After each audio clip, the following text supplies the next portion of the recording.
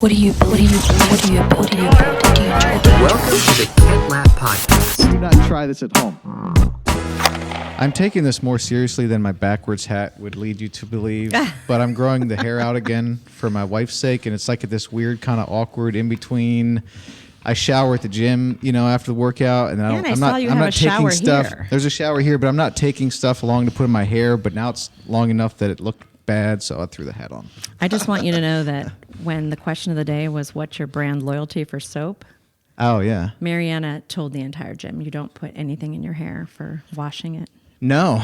If you have you ever seen those little plastic like scrubby type things with little dots on it that you like can brush through your hair, basically? Yeah. So I do that and when it's long. And if you do that like 3 times a day, you don't need to put shampoo in there. So I don't think I'd recommend that for your hair length.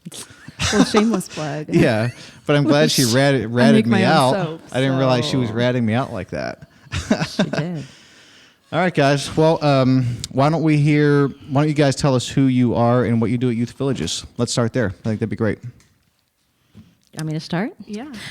My name is Rae. I'm the Director of Development for the Middle Tennessee region of Youth Villages. We are a national organization, and our mission is quite simple. We help children and families live successfully. And so that obviously can mean a plethora of things, but we work in the space of counseling and in-home counseling and foster care and adoption. And one of the programs that I'm responsible for funding primarily is what's called our LifeSet program, which helps kids become independent, successful living after they age out of the system at 18. So if you think about all the things as you as an 18-year-old had as resources, whether it was family or friends or, extended family to help you figure out what to do next, balance a budget, get an apartment, go to college, do all those things. These kids who age out of state custody are literally on their own. So that's a big program of ours. And I didn't know you were more involved with LifeSet than, I didn't know that was kind of an area of focus for you. Well, the reason is by default, a lot of our programs are funded federally and by the state, but LifeSet is primarily privately funded. So I'm going out into the community to companies, organizations, independent donors, and I'm asking them to look at this issue of kids aging out of state custody and funding that program to help them to the next step. Yeah, that makes sense. And Ellen? Yeah, so I work at one of our group homes here in Middle Tennessee. So I'm the lead counselor for 3 group homes, and I do all of the counseling on site at one of the group homes. And so our kids are in state custody, and for whatever reason, they had more significant behaviors and needed a placement with more resources, more structure, more routine, 24/7 staff than like a typical foster home. So all of my kids have been in higher level residential placements, and we're still considered residential, but we're community based. So outside of COVID, when everybody's stuck at home anyways, they're going to public school, they're going grocery shopping, they're going out in the community, they're getting, I almost said driver's license. They're not driving, but they're getting their IDs. Like they're doing these things, they're getting jobs, they're playing sports, but they also kind of have the structure of a group home with staff that are there 24/7 to make sure all their needs are met and kind of provide some extra supervision. So I do all of the counseling there at our group home. So it's safe to say you've pretty much seen it all. I would imagine. Every time somebody says that, something else kind of like comes out of the woodwork, and I'm like, what is going on right now? Did you text Ray that you had someone like in a hold, like physically, like in a is that something we're allowed to talk about here? Like some sort of a restraint? Was that going on like an hour ago? Like 30 minutes ago. Okay. Yeah. So I wasn't hands-on. I don't very often go hands-on, just because like I'm the therapist. I'm usually in my office with the kid when crap hits the fan somewhere else. Yeah. But yeah, so that is kind of one of the side effects of having higher level behaviors is sometimes, just like a house with 10 boys in it, stuck inside and can't go anywhere because of COVID. Yeah. Like they fight sometimes. And so we have to go hands-on to break up fights, or if they're trying to do significant property damage or harm themselves or someone else. So we had a little bit of that going on today. Did you? Yeah. My brother, I have a younger brother. His name is Ben. He's 3 years younger than I. And he worked at basically a troubled teen wilderness boys camp in Fairplay, South Carolina for 2 years, a while ago. And when you're working with troubled boys living in the wilderness, sometimes you get in situations where you need to physically restrain them. So he learned like how to restrain them in a way that's not going to hurt them, but protect other people around them and stuff like that. So, Right. yeah. Yeah, and everyone at Youth Villages who comes into orientation, even me, who I'm typically out talking to donors and being in the office, I still got trained in those Oh, did you methods. really? Yeah, absolutely. Oh, wow. Even though you don't have direct contact very much with the kids. Correct. But we also manage volunteers who go into the group homes and so we're often managing those teams of volunteers who might go in to do landscaping or paint the house or whatever. So we have to have that knowledge as well. I see. So they're you very know some thorough. things. They're very thorough in their training. Okay. Yeah, interesting. How did each of you get connected with Youth Villages? How long have you been there and how did you get connected? So I started almost 5 years ago, and do you want the long story or the short story? Either one. Okay. I have as much time as you guys have. The short story is I moved to Nashville. I was looking for a job, and Youth Villages was Oh, hiring. okay. Were you a counselor at that point? So longer story is right after graduation from undergrad, I started working at a group home in Kentucky where I lived, and worked with teen moms who were in state custody there. And it was like this really awesome, very intensive parenting program to prevent like their babies from coming into custody and being separated. It was really, really awesome. And I was trying, and I didn't have like a degree in counseling or social work or anything like that. It was kind of just like where I landed. And I was trying to move down here at the time with my fiance, my now husband, because he works in the music industry, and nobody wanted to hire without that kind of specialized degree. So I did grad school in Kentucky, and then wanted to stay working. I fell in love with working with kids in foster care and wanted to stay in that vein. So I first got hired actually in our foster care program as a counselor, and then worked as a supervisor for a couple of years before coming over to the group home. I see. So. I had you saying that you fell in love with working with kids in the foster care system. I mean, I have so much respect and appreciation for people that can do that, for one, but then an even greater level for people that love it and are good at it, because that's not for everybody.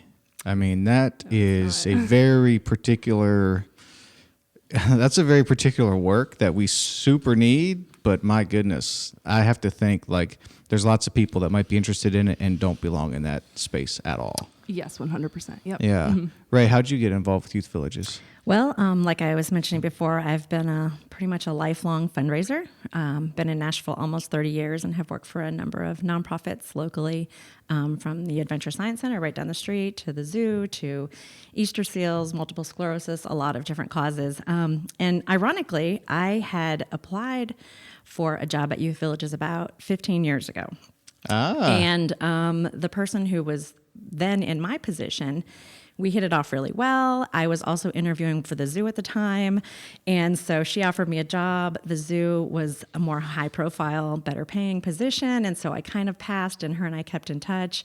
She just retired 4 years ago, and she actually reached out to our chief fundraising officer in Memphis and said, hey, I remember this girl. I talked to her 15 years ago. I don't know what she's doing now, but she might be a great fit to take on my role after I retire.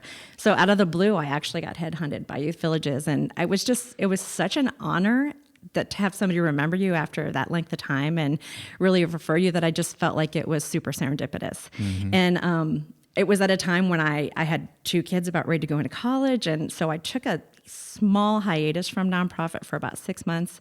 I went into the for-profit sector in marketing and absolutely hated it. And I was just like, I've got to stay a year. I don't want to be in a job for 6 months and leave, and that looked all weird on my resume. So it was perfect timing. It was the perfect position, and it was just one of those things that I just felt, okay, this is a sign that they reached out to me. So, and I will tell you what, I mean, this is truly a plug for Youth Villages, but it is one of the best organizations to work for. They really take care of their staff. They take care of their teams. They compensate you well. The benefits package is amazing. And I mean, through COVID, they just were so transparent and just really helped out their staff and their teams. And you get recognition for doing a good job. I mean, it's a family-oriented place. And I, at the same time, when I got offered a Youth Villages position the second time around, I was also applying for another pretty large nonprofit here in Nashville, which would have been a great move as well. But I got onto LinkedIn and I just started Googling people who work for youth villages. And the tenures were amazing. Like people stay, like they're 10, 15, 20 years. And I was like, that says something. And it was sort of what Absolutely. solidified my decision. So I've kind of been in there ever since. That's a good idea of two things. First of all, I'm not shocked at all that they remembered you years later. Not surprised. But two, I never thought about it. That's a good little tip for someone. If they're thinking about working somewhere, they can go on LinkedIn and see how long people stay around. Absolutely. It's a great idea. Okay, youth villages. What is it? What kind of work are you guys doing there? Oh my gosh, everything. I know it's a lot. It's a large scope. There's a few things I want to drill down kind of in on, but let's just start with like explaining the organization and what you guys are doing. Yeah. So, so big picture, we do kind of everything for kids in custody. We started as like one residential facility In Memphis. 20 or 30 years ago. 1986. Yeah. So she knows the details of that. When I you just say know the residential story. facility, what does that mean? So kids who, again, have higher level needs, usually behavioral or like significant mental health. So it is a facility, not like a jail or a juvenile facility. Like they're not in cells, but it's kind of that level of security. Like everything they do is on campus. They're going to school on campus. They have their doctor's visits on campus. They're really not going into the community a whole lot. Almost like a hospital type feel, where Maybe. the kids come and live there. Yeah. Yeah, Okay. they go and Got it. live there Okay. full time. And so it was like this one program that was on the verge of bankruptcy, and our CEO, kind of fresh out of school, went in and was like, well, I'll try and help you out. And, 30 Yeah, like years early later- 20s guy just out of college. Right. You know, Pat, he's still with us. He's still our CEO, and kind of took this struggling residential facility and said, there's something here. And he had a history of, kind of some background with that, and kind of had a little bit of a passion for it anyway. Oh, yeah? So he went in and, back in the 80s, early 90s, there was this belief that that's what you do. If you have a kid that's acting out or misbehaving, that you put them in this residential facility, you counsel the hell out of them, and, hopefully they come out all right. And I think through the years and the research, and a lot of research that Youth Villages does, kind of showed that it's a holistic family situation, that it's not necessarily great to take that child out of the home and stick them over here when there's probably a lot of issues at home. So that's when our biggest program called Intercept really came on site, where counselors would go intensively into the home 3-4 times a week. Correct me if I'm wrong on that. I don't know the details of the... Yeah, we have several like different mini programs in it. So it's usually 3 times a week, but it can be like, we've got some kids that we're sending counselors out every day of the week, because that's kind of the level of need that family has to keep them in the community. Yeah, and the counselor's working with the entire family. Like if there's issues in the home, it's probably not this one child. There's probably mom and dad issues. There's probably environmental issues. There's probably community issues. So they're looking at the whole picture. Yep. So ideally, the hope is that we go into that family and we resolve those issues before state custody becomes a real thing. Yes. So that's Intercept. That's one of the many things Youth Villages has going on. Largest What is the, you don't have to go word for word, but what kind of clicked for me was on your website, you just talked about the mission. It's basically to help kids flourish, first of all, within their own families, right? Like if you can accomplish that, that's what you're trying to do. And then if that's not feasible, then you have foster care options. You guys are even involved with adoption, right? You have all these different things. But can you just speak to kind of the mission, like what Youth Villages are really trying to do? Because you have so many different programs and everything, but they all kind of come back to this one thing, which is, maybe I already said it, which is just having the kids flourish in their own Well, and I homes, think but- that's what they found with that first residential program, as, our mission is like kids' needs come first always. And so they were making significant progress with these kids in residential and then sending them back to their families once they were, like quote unquote fixed. And it wasn't working. They were going back into the same environment. And so that's when they started Intercept. They said, okay, this is a need our kids have. We'll send counselors literally home with them to meet them in their homes. We're going to work around the family schedules. We're going to, get rid of any transportation needs, because we are literally going to their homes and helping them not only transition back into the community, but address the needs that Ray said, the rest of the family has. And from there, it kind of just continued on that snowball of what are more ways that we can help these kids. So we have a foster care program, because some kids can't live with their parents, but don't need residential. And, you know, the group homes are kind of a sweet spot in between foster care and residential, where a lot of my kids are stepping down from residential and reintegrating into the community. And then we're sending them home, or sending them to foster care, we're sending them to independent living. And LifeSet, the one for the transitional living, like that Ray works with, came out of that need for kids who, like, I work with 16 and 17-year-old boys, and a lot of mine are going to age out of custody without any support. But they'll also leave with a LifeSet counselor to help them learn how to get a driver's license, or like how to cook, or find stable housing and keep stable housing, because they don't have family to call when they're like having a tough day in college, or a place to go over like Thanksgiving break is something that like a lot of my kids really don't have. So that program has started. And since then we have like all these little programs kind of within those big ones. We're working with some juvenile justice kids who may be starting to have court involvement, and we have some preventative services through Intercept to target that population. What am I missing? Adoptions is part of foster care, because sometimes kids can't go back home. And that's our hope. Like, our hope is, the ultimate goal is to find permanency for whoever this child is, wherever they are, you know, whether they're 6 years old or 17 years old, almost ready to be an adult. So permanency is the ultimate goal, whether that means we found a solution and we have counseled and we've, you know, created rightness for them to go back to their biological family, or if a foster family is better fit for them, that may ultimately decide to adopt them as well. So, you know, whatever permanency means in that space for that kid at that time. That's the goal. Absolutely. And Youth Villages works with, is there a age on the young side that's too young, or no? From infant? So infant up to 18? 20. LifeSet takes you to 22. Wow. Yeah. So, okay. So you're one- working with young adults. Sometimes longer if you're a YB Sometimes straight up scholar. to- Yeah. Sometimes longer if what?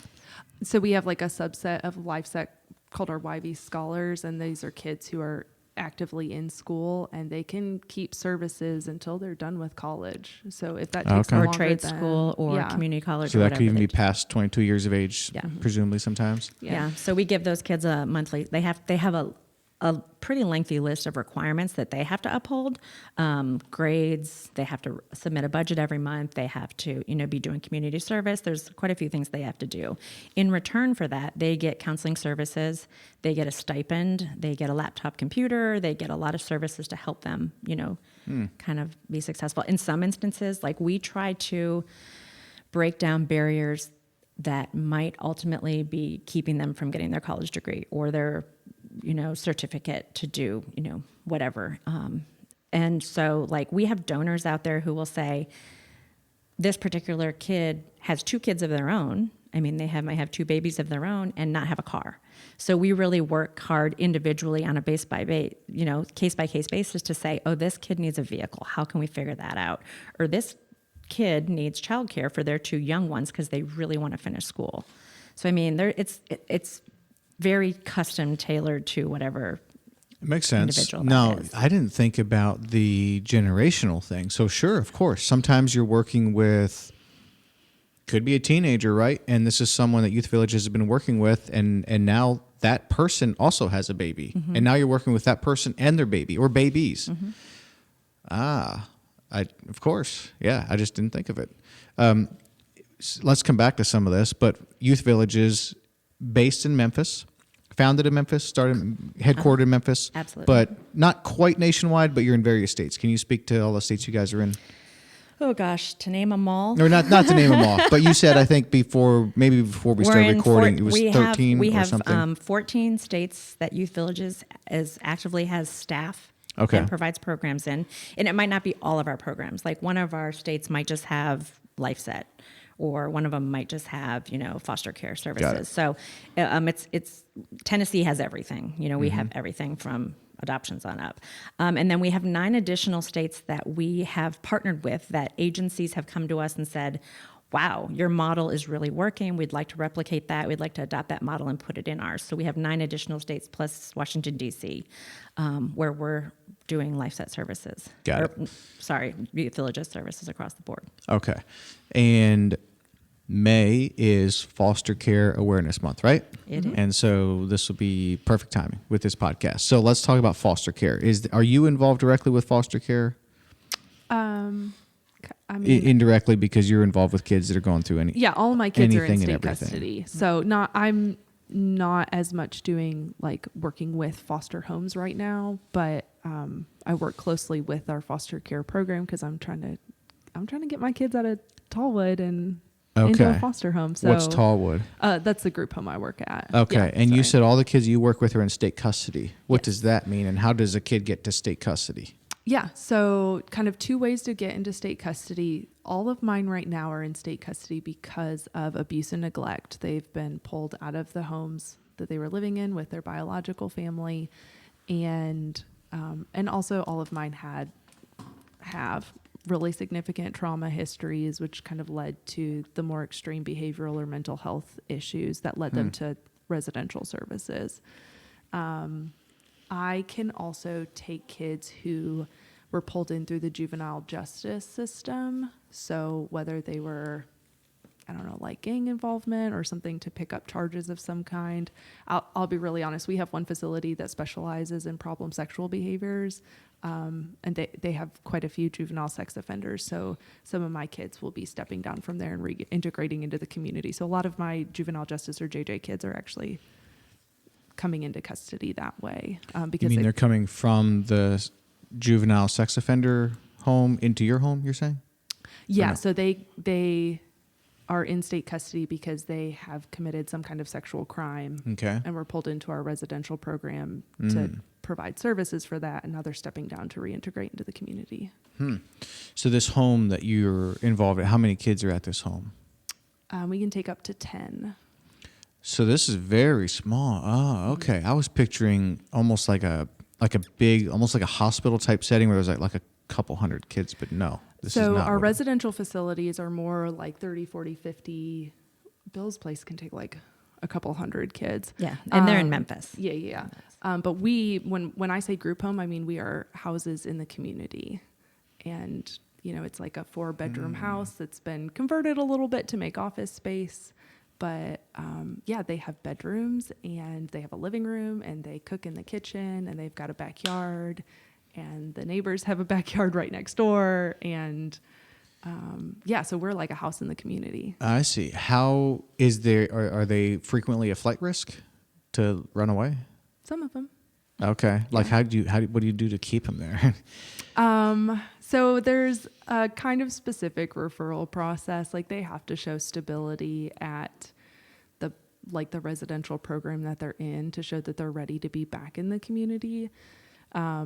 Part of how we keep them there is through like holds or restraints. If they're starting to dart for the door, we try and stop them. Sometimes we run down the street after them. Some of them are too fast and They get away. and Ms. Ellen in her like counselor shoes can't keep up. So What do you do then? Do you we file. give them some time and they come back? Or do you run after them in a car? Or do you call the cops? Or Yeah, I mean, we'll search the neighborhood. Okay. And some of them, it just depends. Like I've had kids before where like when we talk about fight or flight, they go flight and they go around the corner and they hang out at the school for a half hour and then they come back. And we always have to file a police report. We have to notify the police that this kid is on the run. We circle the block a couple times to see if we can find them or talk them into coming back if they're pretty easy. But I have had some kids, they've run and I don't want to say they disappear. Like they've all been caught eventually, but they have friends from school or someone else, or they have family in the area and they kind of lay low for a while and they don't end up coming back. So what happens to them? If they don't come back, they were in state custody, they're in your home, they wind up kind of getting out somehow and they don't come back. Like, do they just kind of drift off into, I mean, they wouldn't go back home, right? Or do they? So again, so some of mine have come from Nashville or their surrounding areas and they'll go find family and their family will just kind of hide them at their house. Okay. So they're like safe. Gotcha. Some of them, again, will go hook up with friends and those friends will keep them, hide them. Okay.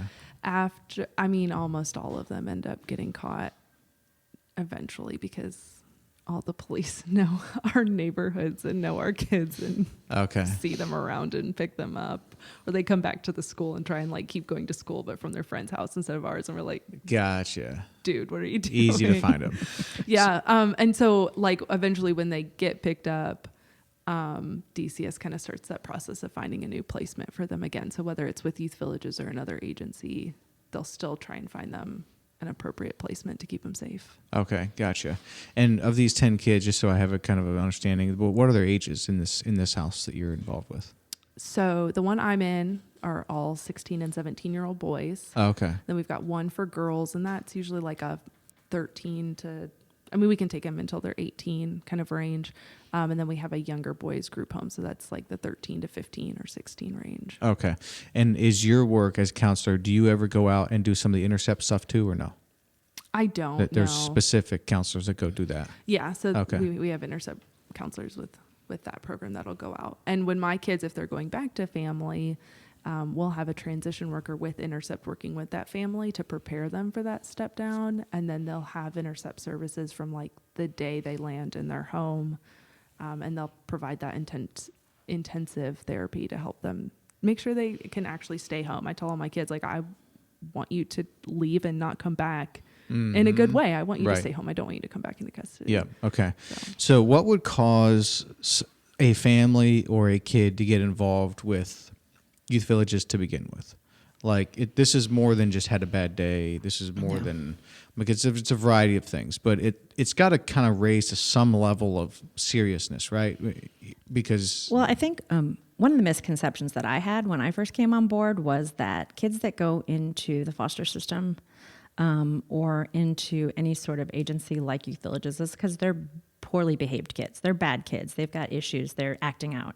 But in reality, I mean, it could be your parents are on opiates and one of them's incarcerated and one of them's on drugs, and you're a great kid that has super intentions, and you're taken out of that family for your own safety. So it's not always the youth's fault, if you will. Yeah, makes sense. I mean, a number of things. I mean, you could have a horrible accident where your parents perish and there's just literally no biological family to take them.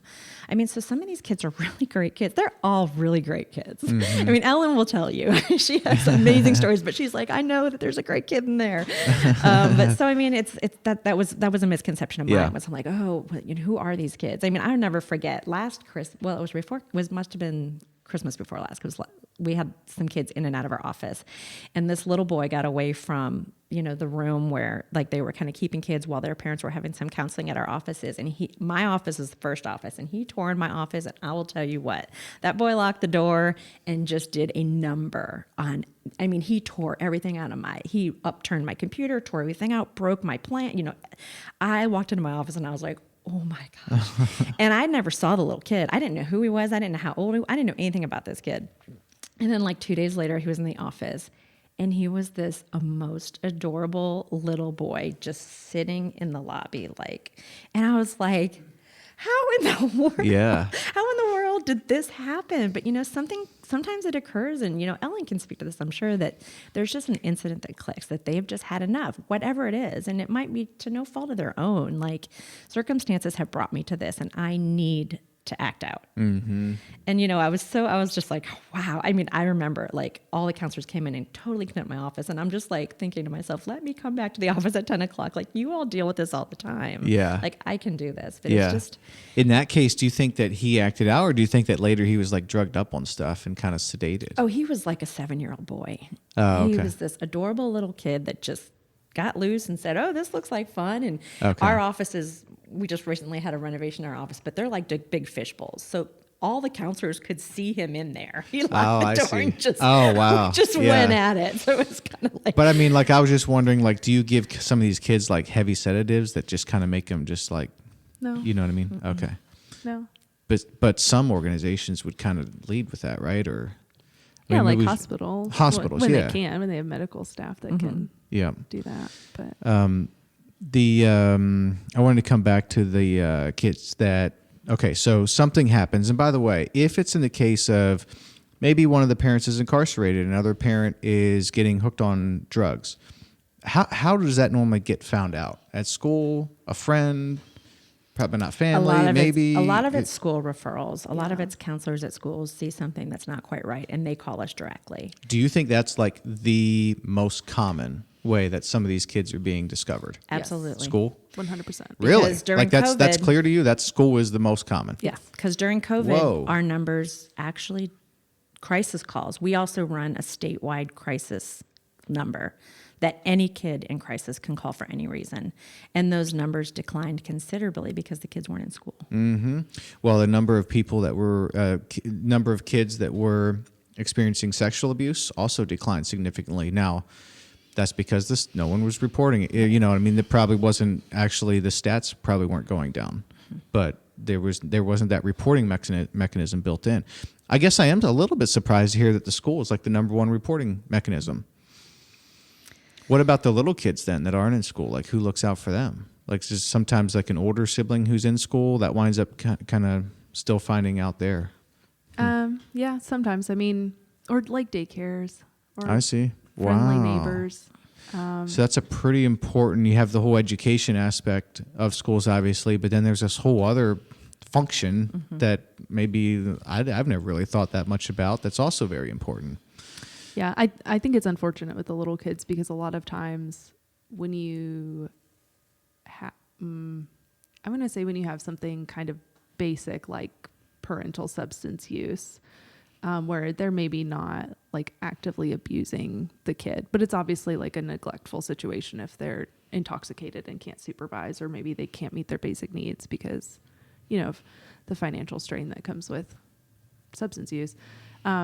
You know, they don't have the school checking to make sure that they have lunch every day or clean clothes every day or something like that.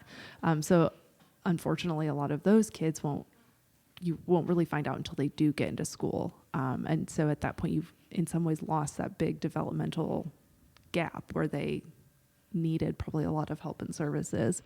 And then so some of those younger kids are coming in more for like the really significant stuff where they're ending up at the doctor several times for that same broken arm, and you find out, oh, maybe there's abuse going on in the home or something like that. Man, that's awful.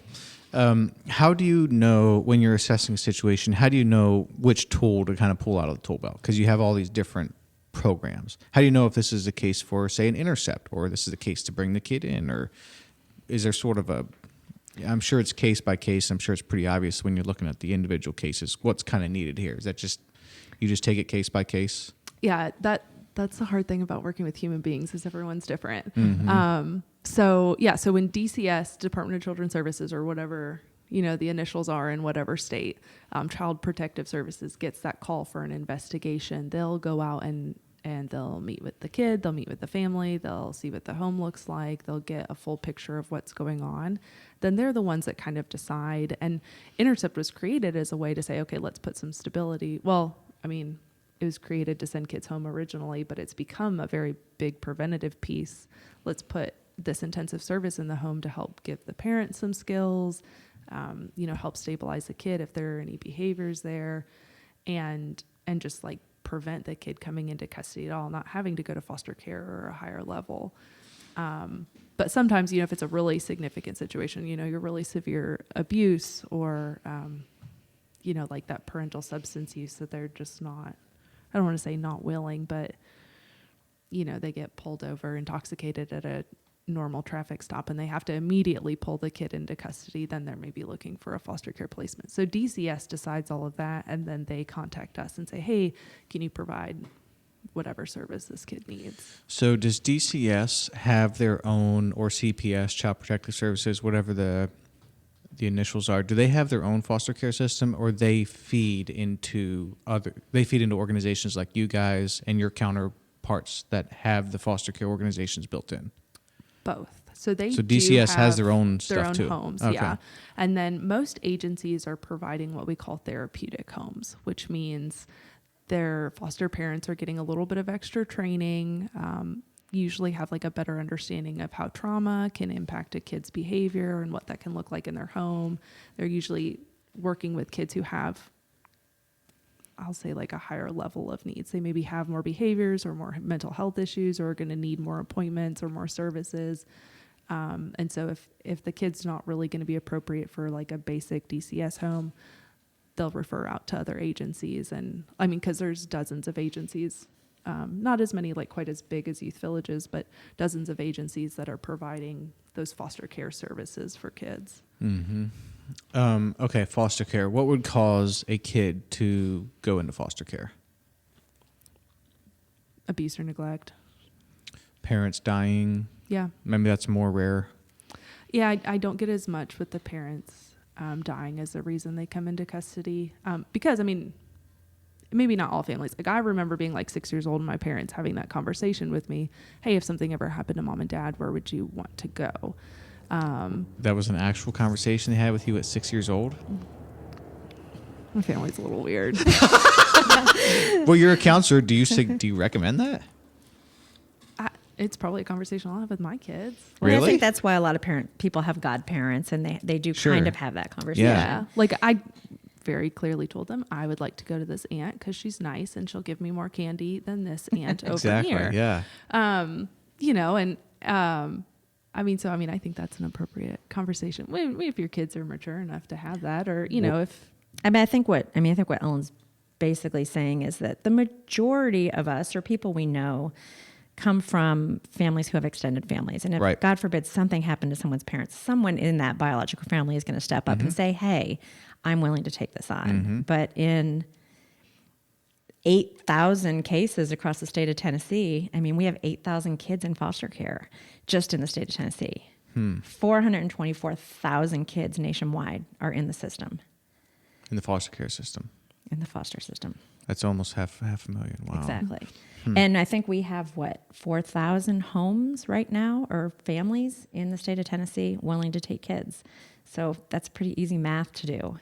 And that's basically what Foster Care Awareness Month is all about. It's like, hey, we are looking for families to help take these kids, you know, whether it's a month, whether it's 2 months, whether it's temporary, whether it's a forever home. And I think one of the things that Ellen and I discussed this a little bit, and one of the things we really want to get out there is, anybody can be a foster parent. If you're single, you can be a foster parent. If you're a same-sex couple, you can be a foster parent. I think just having people reach out and ask questions and, kind of talk to our counselors and to our foster care recruitment officers and saying, hey, what does it take? What does this look like? There's such a need. It's nationwide need. Yes, I'm glad you brought that up because that's what I want to go to. But I can't quite get off this. So what age are you going to have this conversation with your kids? Because I have kids too. Ken's got a lot of kids. I need to know. Yeah, I have 5 kids. I know. I read that. I was like, oh my gosh. Yeah. So I need to know, how old does the oldest need to be before I sit them all down and say, hey guys, where do you want to go in case mom and I both died? So, okay. So I think in my case, when I was 6, I was already talking about families, and because I had a friend whose parents were divorced, and I was 6, so I thought that was the coolest thing because she had 2 Christmases. And oh wow! So every time my parents would disagree, I would just be like, "Why don't you guys just get a divorce?" No way. Now you know better. Yeah, no, I never say that to any of my families now. I was already at a place where I was like, let's talk about family structures and that kind of thing. And, and so when, my parents just asked that one day, hey, what would your thoughts be like if something happened? Where would you want to go? And I think also my aunt was moving back to the area where my family lived. So I think they were just, on their level as an extended family unit, having those conversations and that kind of thing. But with your kids, though, don't you think it's better for the parents to kind of figure out what would happen if you both die, and then just make that kind of put that in writing or whatever? Like, but you actually plan to have this conversation with your kids. Well, and by the way, you're the expert, so I don't. Thank you. Write that down and tell my coworkers. And I would definitely take feedback from other people who disagree. Part of it's knowing your kids. Like, I had all of my dad's extended family within a 2-hour radius when we had this conversation. So to some level, I think my parents were like, well, Ellen's a picky kid anyways and has strong opinions. So maybe we should just consult with her before we're like, yeah, that makes sense. Where do you, my parents definitely had aunts and uncles that they did not allow into that conversation of options. They kind of they knew who we liked. They knew who we were connecting with in our family anyways. So, and I had a lot of family far away too. So part of the question really was would you be okay being shipped off to Iowa and hanging out in the cornfields if your parents died? Like, let's put that on the list, but let's put it farther down the list, right? Right. So, I mean, I think it's fine to consult with your kids. At the end of the day, you're the parent, and it's, right. I mean, if your kid literally is choosing the aunt and uncle that only sweep in for a weekend and bring them lots of toys and make your life miserable, and they would not be great parents in the middle of tragedy. Right. Then you should not just be like, oh, my 4-year-old said this. Yep. And also your kids have much more visibility into this whole part of reality than my kids do. Like, they don't know any of these things. And by nature of them being your kids and this is your job, they have access and visibility into this whole possibility that my kids don't have. So yeah, it makes total sense. Okay. So you said there is currently, did you say 8,000 or 4,000 kids in Tennessee? 8,000 in the state of Tennessee. 8,000 kids that are in foster care.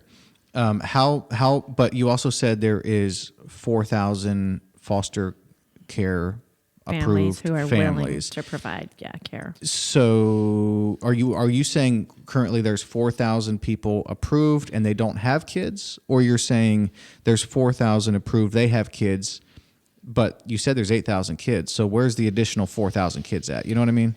That's the constant battle. I mean, I talk to our programs director, Brittany, on a regular basis, who is oftentimes wee hours of the night trying to find placement for kids. And sometimes these kids end up in places they don't need to be. Like, it might be a higher level of care that's just not necessary, but that's where they've got a bed. You know, they're at a level where they're interacting with the community. They're great kids. They don't have a lot of issues. They could be in an everyday foster family, you know, enjoying dinner at the table with other kids perfectly well, but instead they're more in a institution because there wasn't a bed available.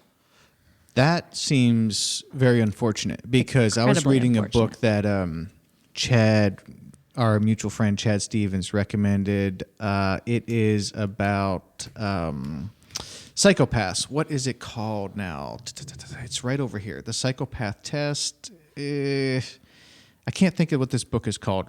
Awesome book, by the way. Fascinating. It's hard to put down. But one of the things that I read in that book was that they did a test on people, and they basically put some people in homes that were not psychopaths. And when you're in a situation like that, surrounded with other people that are actually psychopaths, this is maybe an extreme example of what you're talking about, but you can actually change someone's behavior. And so it seems unfortunate to me when a kid just needs a bed in a home where someone, if they have, you know, a decent home and a warm food for their belly and a bed to sleep in, but that's not available and they get put in these institutions, that might actually cause some problems with that kid that they wouldn't otherwise have. Huh. Yes, I see it all the time. Do you really? Yeah. Where they're put in situations or institutions that is above kind of their level of demand with their behavior, and they get put in that, and that causes problems. Yeah, well, and I think part of the problem is, and I think Youth Villages really tries to differentiate, but some issues that kids have, like, so for example, a lower IQ. I've had kids who, on paper, they've done some really bad things behaviorally, but when you look at their IQ and their functioning level, they're kind of functioning at the level of a 5-year-old, and they're throwing a temper tantrum like a 5-year-old because that's where they're functioning at.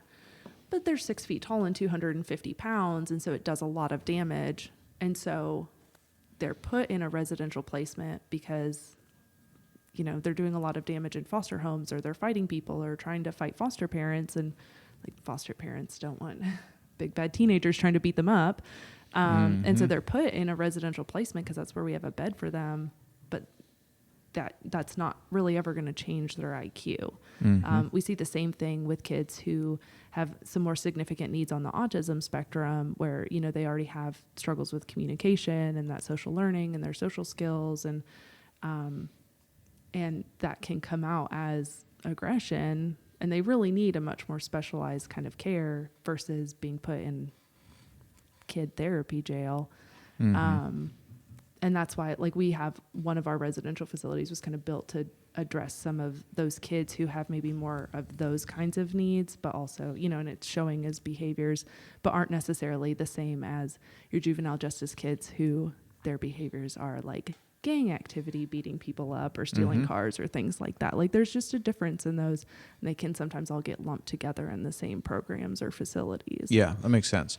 With foster care, is there any age too young that they can't go into foster, or even infants could be going into foster homes? We have taken kids into foster homes straight from the hospital. Okay. And then on the older side, 18, it sounds, you said you use the term age out a couple of times. That just means they're 18, they're legally an adult. Yes. And when they're 18, they're legally an adult, and that's when they can do our voluntary program extension of foster care. And they can say, okay, I'll stay technically in state's custody until I'm 21. They can stay in a foster home. So like we've got kids who will build really great attachments with the families, and the families will be like, yeah, you can stay here until, whenever you move out on your own. Okay. You might have a 15-year-old kid that winds up in a foster home. It winds up being really great. It's mutually beneficial. And the foster parents are like, sure, you can stay here till you're 18. They don't adopt them. They don't do anything but that they stay in that home. Yeah. Mm-hmm. Uh-huh. And they I could stay see. there afterwards and still get a lot of the services that we offer. They can get the LifeSet services. They can't stay in like residential programs past 18. Okay. Excuse me. And that's just more of like the nature of residential. But that there are also like independent living programs where kind of like the group home, they'll set them up in a house or an apartment in the community. They're adults, so they get to kind of come and go and do their thing. But those are funded by DCS through the state, so they still get kind of that extra help and oversight and LifeSet services and all I see. of that. So at a kind of a high level, it's probably mostly unfortunate, but also just by nature of this, things happen, right? Occasionally some kids don't have a home to live in. And DCS, you all know that it's better if they can stay living in a home, even if it's not their parents, than to go into some sort of institution or whatever. So that's where foster care comes in. Kids don't have a home. It's better option A if they can live in someone else's home for a period of time. And then that might wind up in adoption. It might wind up going back home sometimes. It might wind up, this thing escalates. It might wind up in an institution. But foster care is just kind of like first line of defense in a lot of ways, right? Yeah. Okay. And then do they ever go back home? Is that a common thing? Is that extremely uncommon? That's the number one goal. Okay. So when a kid comes into custody, they get what's called a permanency plan. And it's literally that. It's their plan for permanency. There's usually action steps that the parents have to complete that are related to whatever brought the kid into custody. So if the parents are using substances, usually that includes like A&D treatment, or whatever, domestic violence, abuse, neglect, parenting skills, parenting classes, that kind of thing. And so they have services that they have to work with and complete and learn new skills so that they can parent. And then if they've completed all of those, and there's kind of a time limit on it, you don't get 18 years of your kid just sitting in custody for you to figure out how to get sober. Right. But do you have 2 or 3 years? Very frequently, yeah. Okay. Yeah. So that's not uncommon to go, or is that kind of on the long side?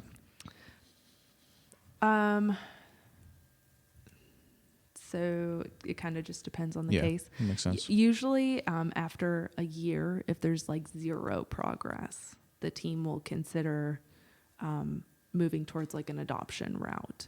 And that varies by state, that varies by county.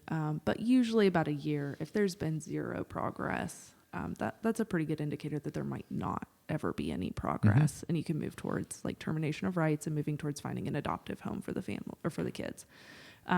If you're sitting at a year and it's like, okay, the parents have been doing everything on their permanency plan and it's just taken a year and they're making a lot of progress and they're doing everything they need to, then they're not going to be like, oh, sorry, you've hit the year mark, we're done. And sometimes it just takes longer, just depending on the needs, depending on how many kids are in the home. So sometimes it can take 2 or 3 years and the kid still goes back home, or sometimes it can take 2 or 3 years and the kid gets adopted. And sometimes we have kids who have been in custody for 10 years and they're still not adopted, and they're, for whatever reason, they're not going back home, they're not getting adopted. These kids would presumably be in foster care for 10 years? I have some kids with me that have been in foster care for 10 years. Same home or jumping around? usually jumping around a lot. And those kids, I will say that is an extreme example. These are kids who had a lot of trauma and have spent a lot of time in residential because they had those higher behaviors that kind of prevented them from being in a foster home. And they've been in foster homes and they've tried several different foster homes. But when they haven't been successful in those foster homes and they've still had those really high level behaviors, they usually end back up in a residential program.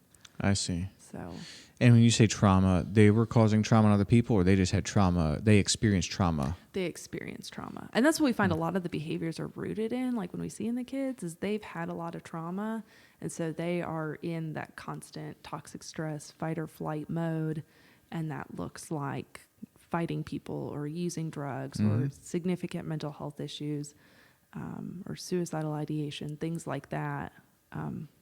That's like scary when you say out loud and say, hey, do you want to take this kid in your home who might be in fight mode for the first 6 months that he's with you, kind of thing. Yep. How, okay, you spoke a little bit this way. Who qualifies to be a foster person, foster parent, whatever the terminology is?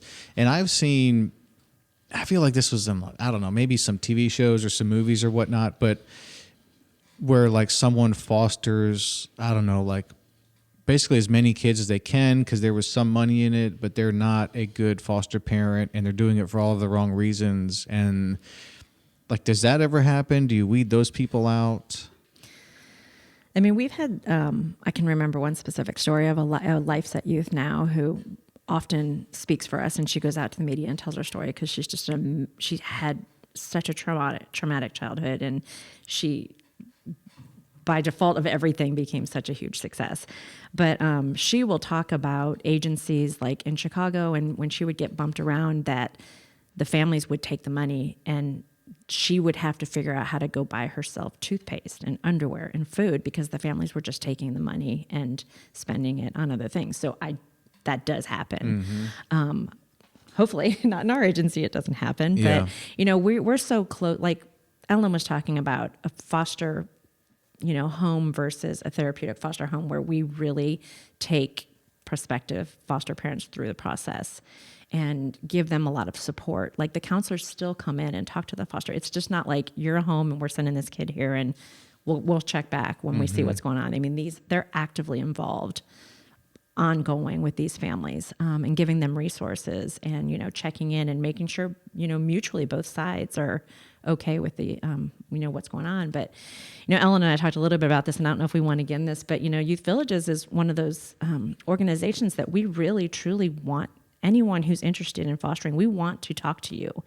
If you don't have any prior, you know, criminal record, like there's probably a good chance that you will make a great foster family. And even if you do have a criminal record, okay, like don't like kill people and then be like, hey, I want to be a foster parent. Yeah. But like, I mean, we know in the last 20 years, like laws and rules have changed. So, you know, if you've got like a petty drug charge from when you're 18 and that's not who you are now, like give us a call anyways and we'll see what we can do.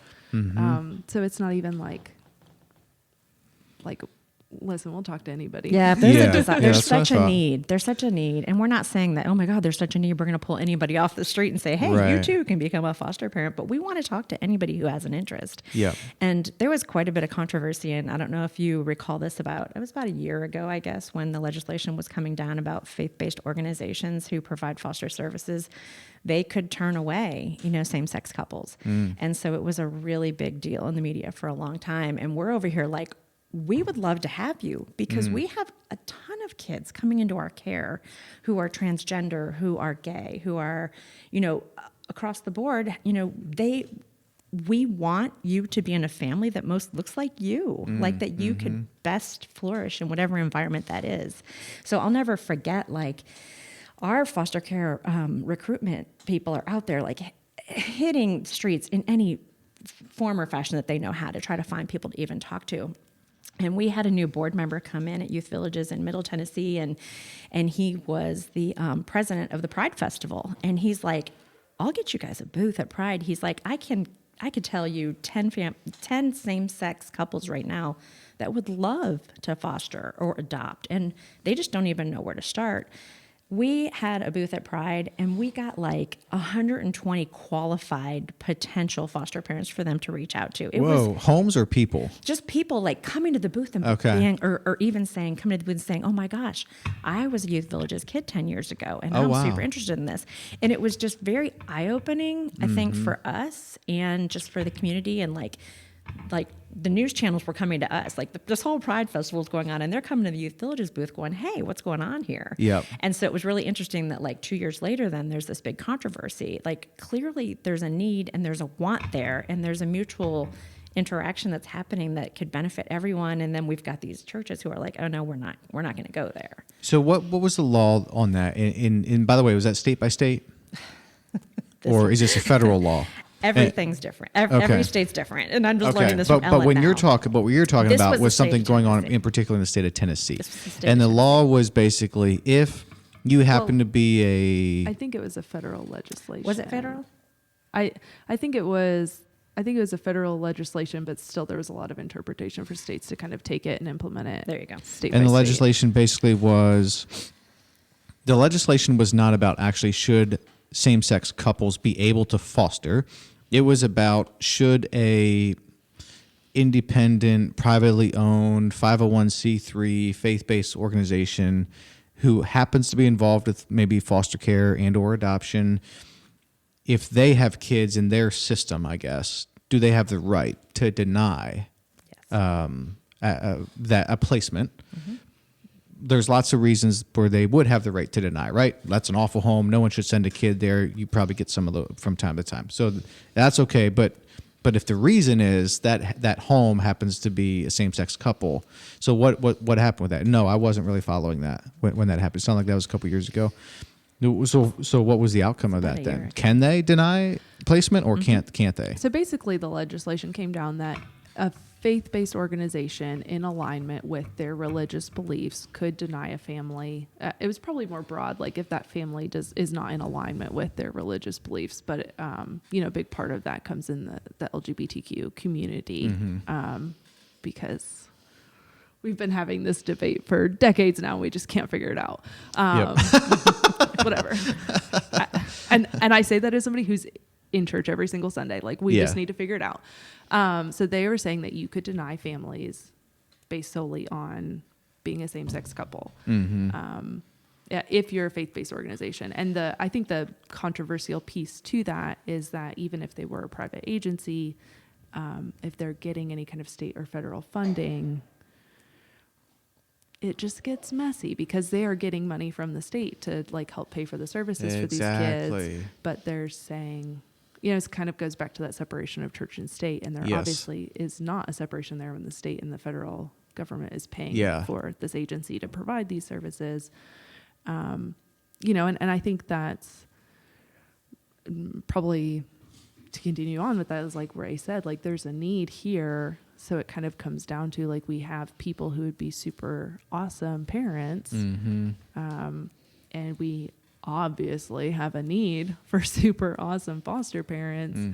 And some people who just believe so strongly that being part of the LGBTQ community is disqualifying you from being an awesome parent. Yeah, that is a complicated thing, particularly when you start to involve federal or state funding.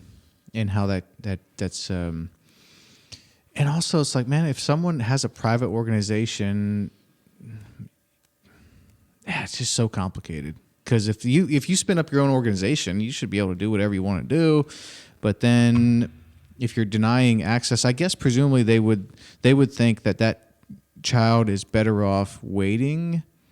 And by the way, I need to ask where's the queue for the waiting area for all these kids? But they would believe basically that child is better off waiting in the queue, wherever that queue is, than being placed with a same-sex couple, right? That would be sort of the thinking there, I guess. But also, I think that topic, it's an area where, just a lot of people have kind of drawn lines in the sand, and then it's not really about I don't know. It's not really about what's better or whatever. It's just like, this is where we stand and we can't make exceptions and this can't, so. Well, and I think I don't ever want us to also blow up the issue bigger than it probably is. Because at the end of the day, I don't personally know many people in the LGBTQ community who are also like, I think the super conservative, hyper Christian agency that's going to like make us pray before CFTMs is the one that I want to go to. Oh, So they they're could go not to other really- agencies. Yeah, like Youth Villages sure. isn't the only foster Got care it. agency, Got you it. know, and the faith-based agencies aren't the only faith-based agency. I So see. like there are other options Sure. out there. And that's my advice to anybody. Like, I love Youth Villages. I think we're awesome. I think we're the best, but also there are going to be families that we're not the best fit for. Mm-hmm. So find the agency that's the best fit for you.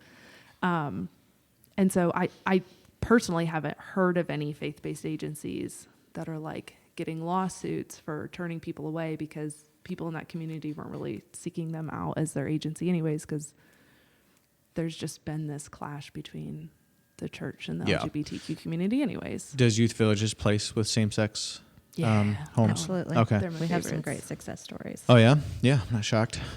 Okay, so you have these kids. And when you said 4,000 approved foster care homes in the state of Tennessee, right? Mm-hmm. Those are people that you've checked out. Everything's good here. Today, they might randomly, some of those homes, a lot of them probably have kids. Some of them might not, right? They're in between or whatever. Mm-hmm. But there's 4,000 homes that can have kids come in. But there's 8,000 kids total that are in the foster care system in Tennessee. Mm-hmm. So is there sometimes more than one kid in a foster home? Oh, absolutely. Is that how we get to the 8,000 taken care of? Or is there this huge building somewhere that has so many kids in it because they have no place to go? Well, a lot of them are in flux. Like some of them might be with Ellen at one of our group homes. You know, we have 3 area group homes, and the kids might just be waiting there for placement. Okay. Looking for a home. Okay. And like we had mentioned before, some of these kids are getting thrown into a facility that they're not necessarily needing to be in because they just need somewhere for them to go. Mm-hmm. I mean, these calls comes in the middle of the night, and you know that whole visual that so many people associate foster care with is the kid getting the trash bag and all their stuff's going, and they're being gone in the middle of the night, and then they're literally circling around trying to find, like, everyone's on the phone who has a bed who can take this kid, and asking current foster parents who might already have 2 or 3 kids in the home and saying, do you have room? Can you take this emergency need, et cetera, et cetera. So it's like this ongoing process of just not having enough available families to take in these kids. Did you ever see that movie Instant Family? Yes. Is that foster care that happens in that movie? That's what I thought. I remember it being pretty good, and I don't remember much more about it. What does it take to be a foster parent or a foster home? It sounds like you can be single, right? Or you can be married, Yeah, or you need to be 18 or 21 or whatever. I just went through the process. Do you want me to talk about it? Did you really? Yeah, we know this. So I love foster care so much that I'm dragging my husband along with me. So not only And- are you going to be counseling kids during the day at youth villages, you're going to become a foster home. Yeah, we just got certified, like officially everything approved, like at the end of last week. So Wow. I just started getting calls this week. So Man, some Yeah. people, like, seriously, like, I'm not that great.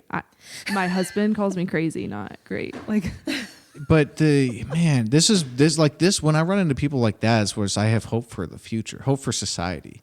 Like, do you know how much, like, you know how many lives that you personally have probably changed with your counseling and then foster at home? I mean, that's so tremendous. well, So were I you hope so. approved? Did you get approved? they mostly cuss me out. So Do you know if you're approved yet to foster? yeah, we are. You passed. We are officially approved this week. And this is where it just, like, the referral process is just complex because, like, I've gotten calls and we've had to turn them down for, like, reasons like we don't have enough beds for the sibling group that they're calling about, or we got a referral for a girl that I would have taken in a heartbeat, except she only speaks Spanish, and high school Spanish was almost 15 years ago for me, and I can't be helpful for that, you know. I would love to be, but it's also not really fair to throw her into a family with people who can't hardly communicate about basic needs, let alone help her deal with the fact that she went through all the stuff and is now out of her home. So, but I mean, the process wasn't that difficult. So I think you have to be at least 23. It's 23 or 25. I know think that one of our 23. LifeSet youth is trying to become a foster parent at 21. I don't It know. might be 21. Yeah. And I'll be honest, some agencies will put different restrictions on it just based on kind of like what they're trying to do. But so you can be single, you can be married.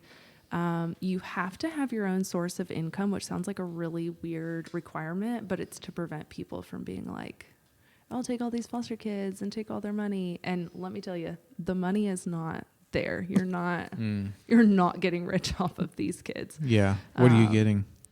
It just kind of depends on the kid. They give a different daily per diem rate based off the needs of the kids. Oh, okay. And that rate has not been updated in like 15 years. And I personally don't think it's actually reflective of that because, like, okay, say you get a baby with like no medical needs, just a normal baby that for whatever reason is in foster care. You'll probably get like $25 a day, which is great, except formula and diapers and their entire wardrobe that they're going to outgrow in 2 weeks and daycare costs and like all their other snacks and bedding and sheets and all of that. And next thing you know, you're like, okay, so it's just actually my paycheck paying for this. Yeah, exactly. What about if it's a random 8-year-old with no medical conditions? How much is that paying? Probably about the same. Okay. Yeah, that's not even covering the costs. Right. So Yeah. you have to, and I mean, the goal of foster care is to treat these kids like your own, and they're not your own. So we're going to help you out. But every foster parent I know that I have worked with is spending more than that daily per diem on their kids. What is the average amount of time that a kid is at a particular home? Like when you become, when you are ready and you have what's your expectation? Is this 3 weeks? Is it 3 months? I would say for a normal, typical case where there's no other family involvement, probably 6 months to a year kind of is a baseline. Okay. That long? I've had kids who are in for 3 weeks and grandpa steps up and is like, I'll take the kid. And I've some cases, again, like if the family's just not able to make the changes they need to work that permanency plan, it could be a couple years. But usually like 6 months to a year is like a really good middle ground number that we throw out. How do you make sure when these kids go into these homes that they're not being sexually abused? I mean, there's probably abuse of all kinds that can happen, right? Verbal abuse, awful. Physical abuse, awful, but also more easily noticeable, right? If someone's getting beat up, a kid's getting beat up, you can see that. Yeah, I mean, if they're covered in bruises, that's probably a sign that something's going on. So, I mean, at baseline, before you can be a foster parent, you have to go through that background check, which is how we find out if you sold drugs at 18 or whatever. Okay. And that includes a check of like any past allegations of child abuse. So if somebody had made an allegation against you in the past or you'd been convicted of child abuse in the past, that would show up. That would be a big red flag. So you kind of have to get through those baseline things. Obviously, that doesn't catch everyone. If you've never been caught before, you can slide on through. With youth villages, we are providing in-home counseling services no less than once a week to these kids. So we are in the home, we are seeing the environment, we are talking to the families, we're talking to the kid. On top of that, the DCS worker is supposed to go in the home once a month at least. COVID's been a little different, but they're supposed to be making contact with the kid and the foster family. Conflict of interest for me to go with youth villages. But the agency that we certified with, it's kind of the same thing. They're having regular contact with the families, the case managers with our agency. They're helping with visits, that kind of thing. So I just have to think that you would have to work really hard to be abusive or neglectful because you literally have people in and out of your home checking on your family every single week. Yeah. It does happen. I mean, it has happened with kids that I've worked with that they have been in foster homes and have ended up being abused in those foster homes. But it really doesn't happen as much as some of the horror stories we hear on like TV shows or whatever. Yeah, no, I'm not surprised by that. And I'm also not shocked that it happens. And also it happens with people with their own kids. You know what I mean? I mean, I just would think of like with my 5 kids, if I would send them out to random foster homes through youth villages or any agency, my radar and like concern for that would be extremely high. You know what I mean? To send kids out, but that's not what we're dealing with here, right? It's not like, well, let's take my kids that have a good home, dad who makes tons of mistakes, but at least loves them and tries, and send them out. No, we're saying these kids don't have a place to sleep. Now what's a good option? Now sending them out into homes that's approved and checked up on, and you have a counselor going in and all these things. Sure. I mean, I don't know what else will you do? Like, so there's some risk to that, but it's a lot better than sleeping on the street, right? I mean, what else? Where else do you really go? Yeah. Anything else you want to touch on with foster care in particular? I mean, again, just a huge shout out to anybody in the community who's even considered it. And, there's lots of options. Like, correct me if I'm wrong, Ellen, but I believe you can be like an emergency foster home as well that just takes like emergency cases where they just need someone to go for like 24 hours. Is that? I've heard of that, if it's a thing. It's not a thing. You can. She doesn't want to allow that to be a possibility, but that is a thing, isn't it? It is, but it's not recommended. And you'll Right. see that when kids are first coming into custody and they're struggling to find a home. Somebody will say, well, I can't take them long term, but if they need a bed tonight, they can Right. stay with me. But that's not really providing stability if they're doing that for 3 weeks. Right. straight. Absolutely. Sure. They're That not makes getting sense. services. Might not even be getting like basic medical needs met because they don't even know where they're sleeping at night. At least with their bio family, they knew where they were sleeping that night. That's some kind of consistency for them. Right. So, we really need more homes so we don't have to bounce them one night, from home to home to home. So we can say, okay, well, we've got this list of people who have space that we can actually try first. That would be a long-term option. How often does a foster home turn into an adoptive home? Does this happen, or is this very uncommon? I don't know that I can give a good answer on that. I think if you have a kid in your home for 2 or 3 years and it goes to adoption, it would be really hard for me to say no because they've been in my home for 2 or 3 years. Like, Right. there's an attachment there. Yeah.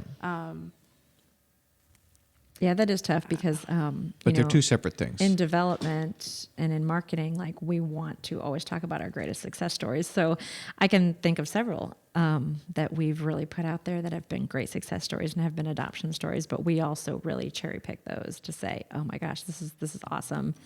We recently had a great family. It actually got national attention. The Neal family who adopted, and it was just such a great story, and it was just so much fun, and all the news stories talked about it. And it was just it feel like it makes you think, yeah, I can. It provides this like putting those stories out there provides like this sense of normalcy that I think some people have this like image of what foster care is and these kids coming in and how bad it could potentially be, and we don't want to bring strangers into our home. And then we really want to put out there that like a large majority of these are just normal kids who just need a family and are so incredibly grateful to just have someone to sit at the table, to sit at a table and have dinner. And we want to project that out there and say, this is something that's viable. Like if you have any desire to help kids and bring them into your home, like it can be a very normal thing. So is that accurate? Because that would not have been my guess or estimate either. That some of these kids, I guess I would have been thinking more in terms of these are very troubled kids, and if they're going to come into your home, There are absolutely plenty of that. Okay, absolutely. Okay, but also plenty of the kids just grateful to have a bed to sleep in and food to eat. Yeah. Anything you want to add to that, Ellen? No. Okay. Well, we do. Youth Villages deals with tough kids. And I was going to you've say, said Youth that Villages, before. we're like really proud for helping stabilize some really tough kids. So our Yeah. perspective of the kids that are in custody is a little skewed like that. Like the calls I've gotten this week have been really normal kids that, like I said, for those reasons, like, the sibling group was just too big for the space that we have in our house. Like they were probably a lot like your kids. I'm making an assumption that your kids are like really sweet. I'm and, sure like, my well-behaved kids and are stuff. way worse. They're super cute. I don't doubt that. They're cute, but I don't doubt the kids you got called on are probably way better than our kids. So, like a lot. I don't know what the question was. We were talking about The kids misconception that go that into all the foster kids- care. So like a lot of those kids are just like, they really are normal kids. Yeah. Okay. So yeah, I mean, it would be like walking down the road in your neighborhood and seeing kids, and they could be pulled into custody if something was going on in that family and you didn't know, and they're just, in your mind, normal kids. So Wow. So is it really like that, or are you just saying that? Because that seems really surprising to me. Like if that like, they're normal kids, or that somebody on your no, street that would could be get pulled into somewhat custody? like walking through your neighborhood and just winding up having a few of those kids at your home as a foster situation. Like that's just not what I would have pictured, I guess. One of my neighbor's kids got pulled into custody this week, so Yeah. So then there you go. yeah. I would personally probably not feel comfortable taking the kid literally from down the street, because, I just want to be able to separate myself from everybody for a minute, and living next door to the kid's parents just causes a lot of issues when you're trying to have safety and that kind of thing. But I mean, yeah, I mean, unless you know the families and you know abuse or neglect isn't going on, it could be families on your street. Okay. So Tennessee needs more foster care families, homes. The United States. So does the United needs States. more foster care Yeah. homes. Okay. So if anyone's listening, like, I'm not so sure, but maybe I'm interested now, they can go to youthvillages.com or .org, the website, youthvillages.org, if they're in Tennessee, right? Or in any of the states anywhere. that you guys are in. Or if they don't have access to Youth Villages, they can see what a local agency might be that works with foster and get information. There's no expense other than caring for the kids, but it's not like adoption where it costs $40,000 or $20,000 or anything like that, right? So there's no massive upfront expense. And when you're for adopting foster. from foster care, the agency pays for everything. Youth Villages pays for everything. If you go And- foster care and then adoption. Oh, okay. And then okay, so even, some benefits there. For kids who have those higher level needs that are still going to be there post adoption, a lot of times there still is a daily per diem afterwards if you're adopting from foster care. Okay. So they really try and take care of the families. Okay. So having money up front's not a requirement. You need to have a bed for the kid to sleep in. Do they have to have their own bedroom or not necessarily? Nope. I've got 3 beds set up in our bedroom. They have to have their own bed. Have They to have their don't own bed. Their own bedroom. Okay. What else would they have to have? Well, they'd have to have the time and attention to take care of the kid properly, right? Yeah. I mean, like but you would your own kid. Just your own kids. Nothing crazy there. Any other things that they'd need to have or requirements or qualifications? I mean, it's pretty straightforward. Yeah. There are some like weird rules, like if you are cohabitating and not married, I think you have to have lived together for at least a year in, or at least the states I've worked in. It can vary from state to state. I think if you're married, they would like you to have been married for at least a year, or if you were cohabitating before, at least a year. Stability. Just so, so they know that your family's had some stability, that you didn't just get back from your honeymoon after never living together before, and you're like, Right. let's bring some kids in. You're not just fresh off the Vegas wedding. Right. How do you guys handle working in this space? It would seem to me, particularly you, Ellen, you see a lot of evil, a lot of bad, a lot of trauma, a lot of unfortunate, a lot of heartbreaking circumstances. And you too, I mean, you too, because you're there, but you're not actively counseling with these kids. But still, you're involved with youth villages. This is what you do. Like youth villages wouldn't exist if everything was perfect, right? I mean, and then you wouldn't, So it's certainly like it's a necessary thing. But by nature of this work, you guys would seem to me like that could weigh heavy on your heart. How do you handle that? Red wine and black coffee.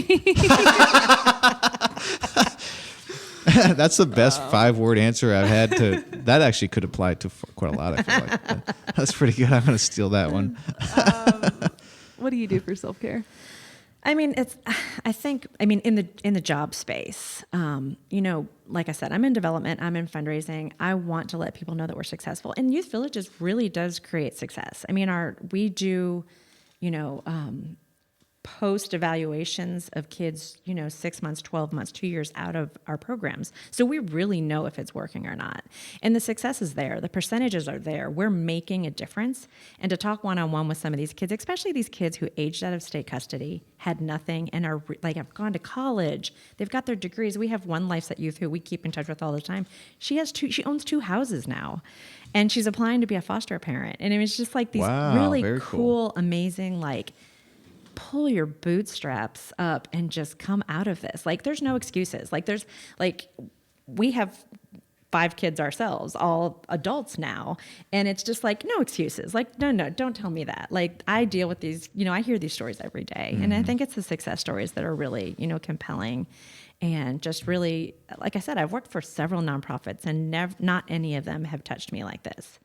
Like, to hear some of these stories and to go to our employee conference and the kids that come up on stage and talk, and you're just like, it's just, tear bath, you're doing good. I mean, you're really truly making a difference. And, I'm kind of on the other side of it, but it's this, if we didn't have the funding to assist with these programs, then they wouldn't be able to do what they're doing.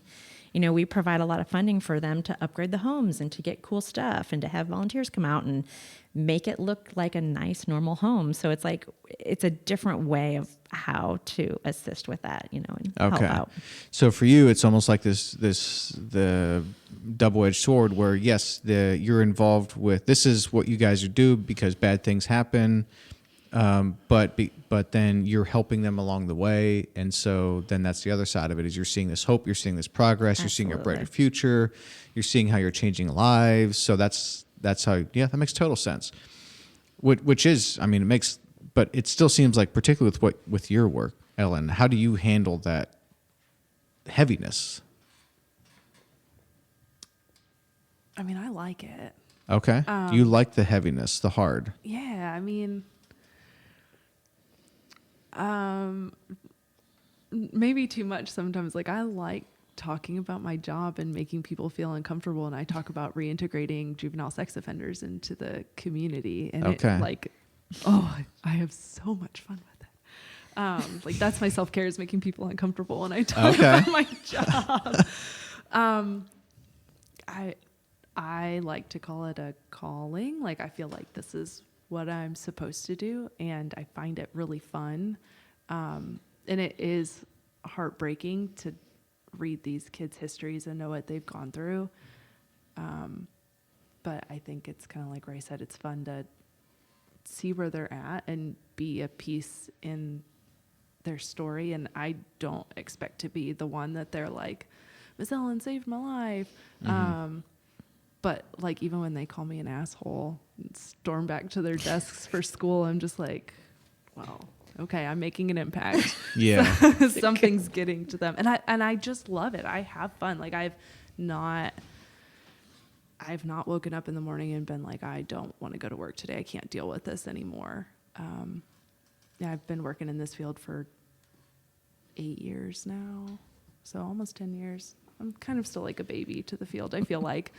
And I just try and keep like a work hard, rest hard mentality. So like, when I go home, I'm binge watching, well, like mostly Criminal Minds. So I'm still not really taking a break. I saw that on your bio that Ray sent over, that for fun she binge watches Criminal Minds, and I was looking forward to meeting you because I'm like, I don't know what kind of backbone of steel this lady has, but to be involved with this, and then for fun you watch Criminal Minds. That, I think you said it though. First of all, you need to keep doing what you're doing because it just seems like this is where you're supposed to be. But what you said, I think, was the calling. That makes total sense. This is how you can handle it. This is how you can get through it. This is what you're supposed to be doing. This is your calling. Yeah. Yeah, it seems Ellen evident. also seems has really a fantastic sense of humor, so I think that helps as well. Yeah, I'm sure. How do you, when we say a juvenile sex offender, what is the age? What's juvenile mean? Under 18. Under 18. And what level of like statistically, how often can you take a juvenile sex offender and work with them, work your magic, and then be comfortable putting them back out on the street with some confidence that they're not going to do that again? Yeah. Or do you not let them? You don't let them go back out on the street if you have any doubt whatsoever, or? Well, here's the deal. They're going to be 18, whether they're ready or not.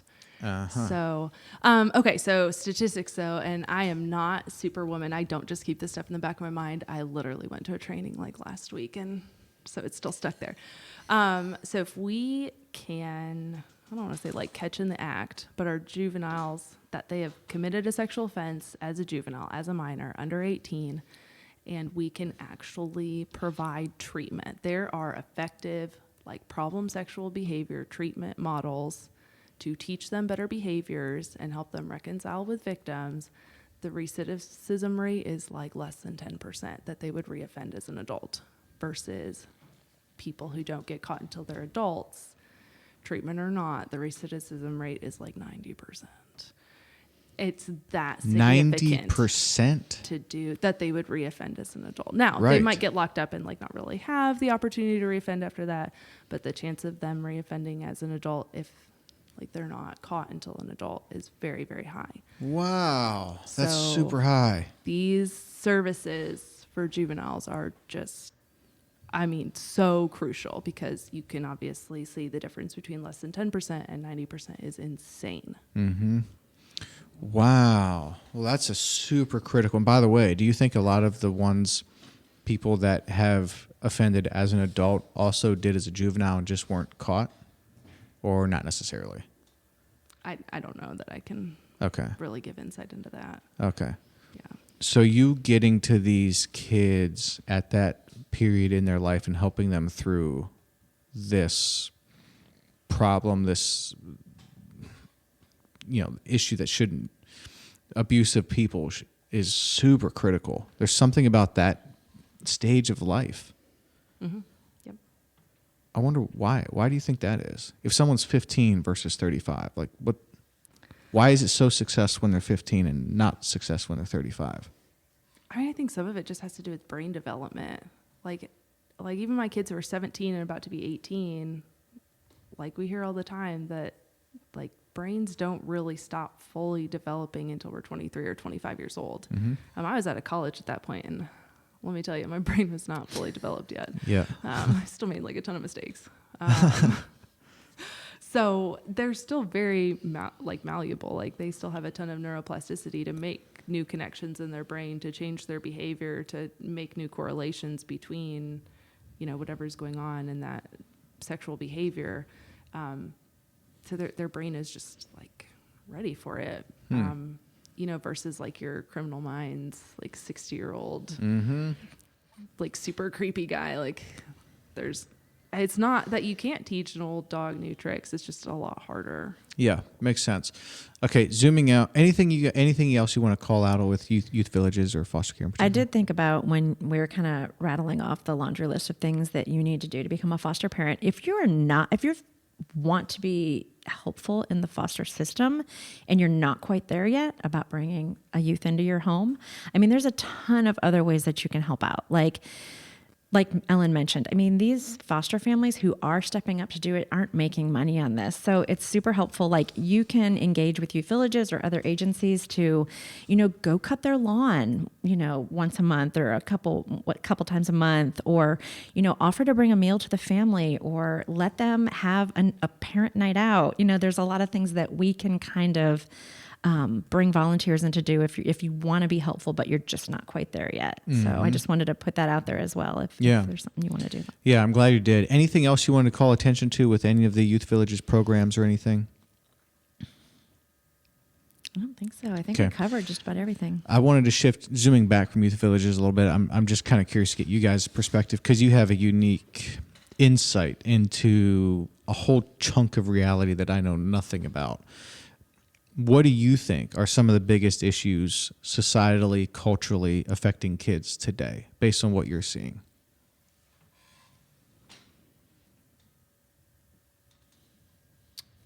I think substance use is bringing a lot of kids into custody. On that end, I think probably in every agency or every program I've worked with, and probably about half of my cases where kids are coming into custody is because of parental substance use. Half. That's not a concrete number, but Right, I would but say probably about half of the kids in any program or any state that I've worked in, it's been about half. Wow. There's parental substance use, either bringing them into custody or preventing them from going home. Sometimes kids will come in and they won't know about substance use until a couple months in, and then that's kind of like another thing that's going to be added. That would prevent them from going home. State of Tennessee is like the second highest in opioid use in the nation as well. So I'm sure you're seeing a lot of that. Second highest? Absolutely. West Virginia being the highest? I honestly don't know who the highest is. Tennessee is the second highest opioid addiction state? Opioids or substances? Opioids specifically. Opioid what? Like addictions or misuse, or do you know? Like, because a lot of that's. I mean, I think one leads to the other, so it's Right. misuse to addiction. I had no idea. Causing termination of, or at least pulling kids out of the home.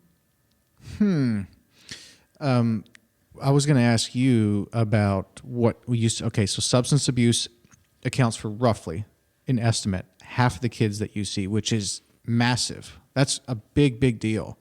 Do you have visibility into what kind of substances? Yeah, a lot of opioids.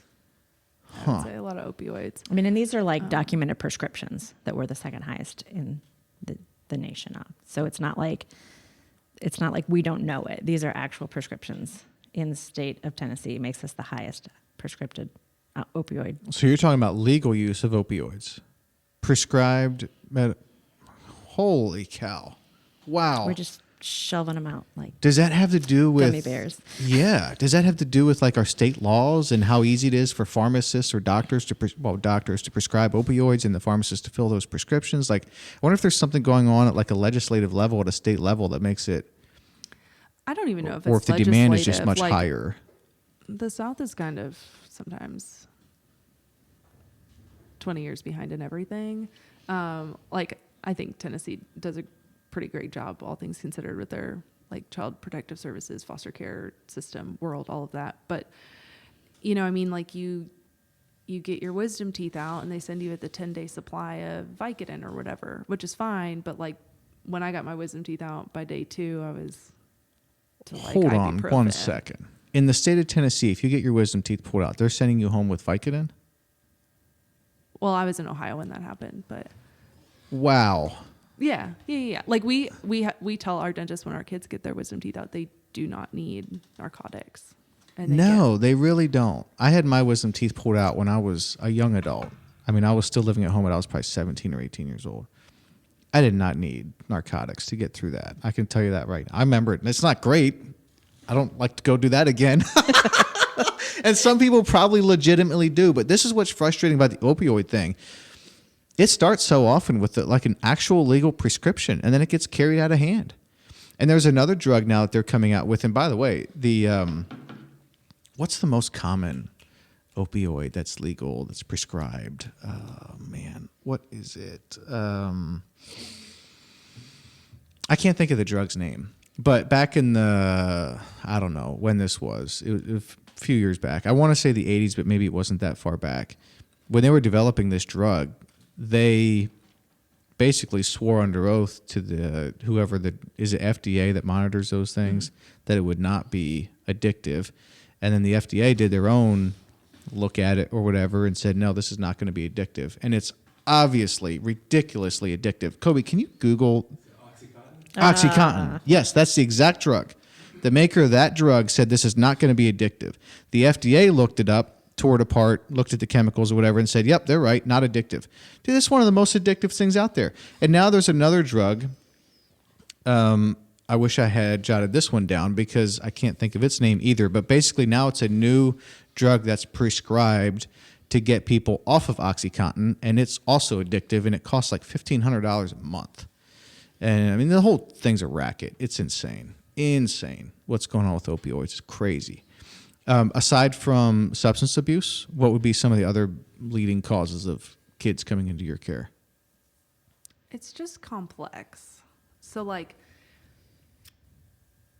I've got kids I can think of who have come into care and maybe they came in and so we do a trauma screening for all of our kids, usually within the first 30 days of them being in foster care, residential group home, wherever they kind of land. We jump on that really quick. We want to know what they've been through. So maybe they came into custody because the police responded to a domestic violence situation, but we get in and we find out that there's physical abuse, they've been sexually abused, at baseline there's emotional abuse, and then also they didn't have, money to meet their basic needs, and also that, dad smokes weed every night in order to fall asleep, and so it's never just like one thing. Yeah, makes sense. It's always really complex. Yep. And so I'm even though I say that probably half of my cases have substance use involvement, I've maybe worked one case where that was really the only thing going on. Yeah, that makes total sense. Just really complex stuff. Yep. Then what have you learned, or maybe what has surprised you, and either of you, in your roles with child behavior or their ability to either be damaged very easily or recover and like work through, like as you've worked with all these kids, has there been anything that's like jumped out at you or become clear to you or been surprising to you about child behavior, development, anything along those lines? So I really like kind of our secondary tagline that we have with our treatment model, that kids do well if they can. And that can be extended to all people. All people do well if they can. So if you have the skills in the right situation, you can be a, quote unquote, well-behaved kid. And people are like, no, that kid just wants to be defiant. And I always give the example, I'm going to probably over-disclose.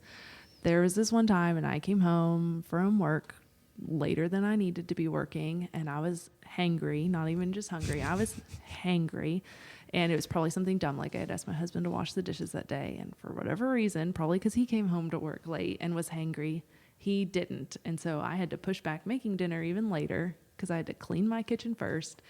And I was just so mad that I literally stomped my foot and threw one of those little chip bag clips across the room. I had a temper tantrum like a 3-year-old as a grown adult. But under those circumstances, I'm hangry. I had to work late. Work was crazy. I had this expectation that my house would be clean so I could start making dinner right away. I had this expectation that the chip clip bag would be out of my way. It created this situation where I was not going to respond like a counselor with a social work well-behaved degree. child. Listen, I have a degree in communications and I was stomping my foot like a 3-year-old. And so, and that's with, I have a degree in social work and a degree in communications, and I have a very stable home, I think, except on those times. And so if I have all these good things and protective factors and extra skills going on, and I can still throw a tantrum, of course, an 8-year-old, when family session is going poorly and they've got trauma and the parents don't really have the skills either, of course, their go-to is going to be fight mode or trash raise office mode. Mm-hmm. And so, when we kind of take this perspective that if a child isn't doing well, it's because they don't have the skill to do well for whatever reason. We don't get mad at babies for crying. That's how they communicate. And so even though my kid's calling me an asshole and stomping away, something's going on that he couldn't handle that letdown or that disappointment, or just Ms. Ellen saying, no, you still got to go to school, was making that situation tough for them. And they responded the best they could, which sometimes isn't very great. And so that's kind of what drives our treatment. But that really has become how I've shifted my focus of people in general. When parents can't get clean, maybe it's because, 30 years ago we had these studies saying, no, OxyContin's not addictive. This will be fine. Send them home with a 10-day supply so they can take it 4 times a day just for getting their wisdom teeth out. No big deal. I can't do well in that situation. And this is kind of what I saw a lot when I was working with teen moms in Kentucky, is that, these teenagers were in custody because their parents weren't doing well. And so they obviously didn't have a really great example to teach them parenting skills.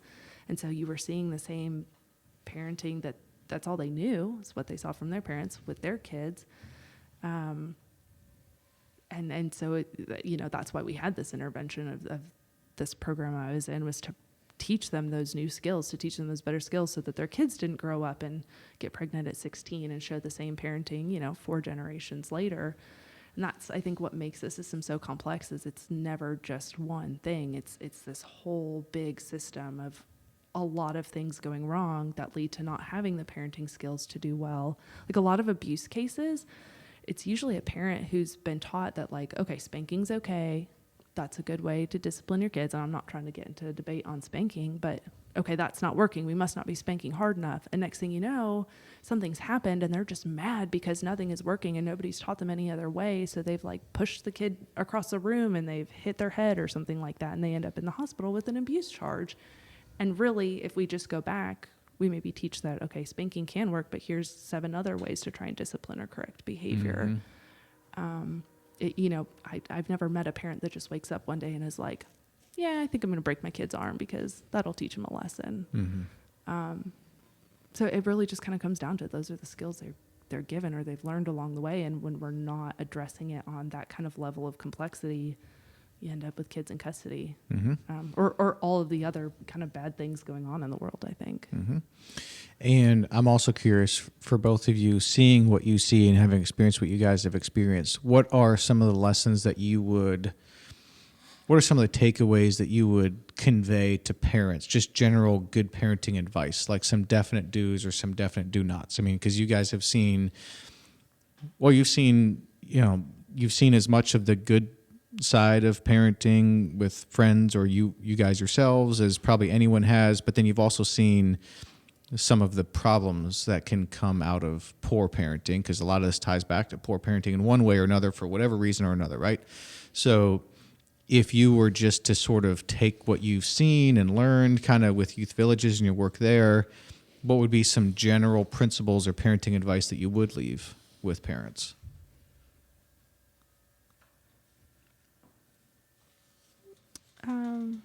Probably the encouragement that you're probably doing a really great job just by like showing up and trying. Like you say that your kids are probably worse behaved than some that I've had. I bet they're not. I bet they're just like normal kids, and there's 5 of them, and that's just a lot. And same for yours. Like yours they're adults, but I think their brains haven't stopped developing yet. I mean, I think just general involvement. Like it's super easy for any human to get lost in their own stuff and be incredibly selfish on their own personal goals and stuff. But I mean, you created this family and you have these kids who, even though when they get teenagers and maybe defiant and you don't think they're listening or watching, they are. And so I just think being involved, even when they get to like age where they don't act like they want you to be involved, they really do. Mm-hmm. Yeah. I mean, like just keep trying. Like I've worked with some parents and it's like, you do not have a lot of skills, but they're trying. Yeah. They want to do the best they can for their kids.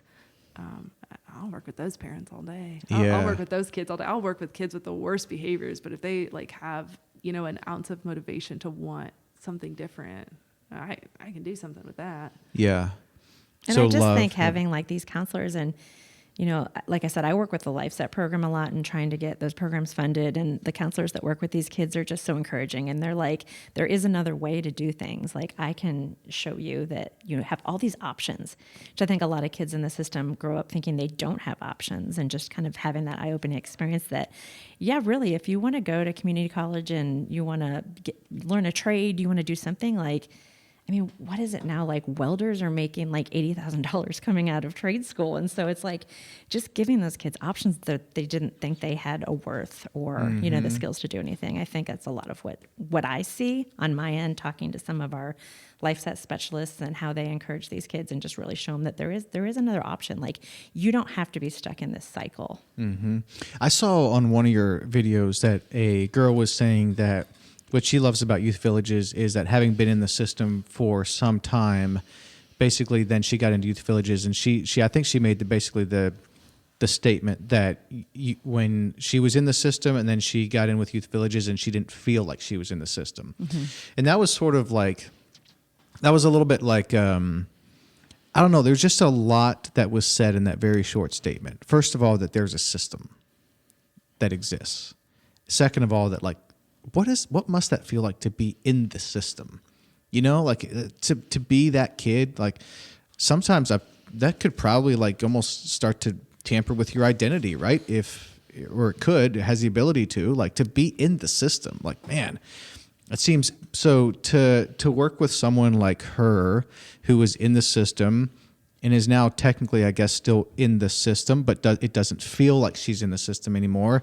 But then when you start to enact like life change on that one person, I mean, you're affecting generations, right? Because they might have kids one day, likely will potentially. And if they hadn't worked with you, those kids probably aren't on as nearly as good a trajectory as if they have worked with you. I mean, right.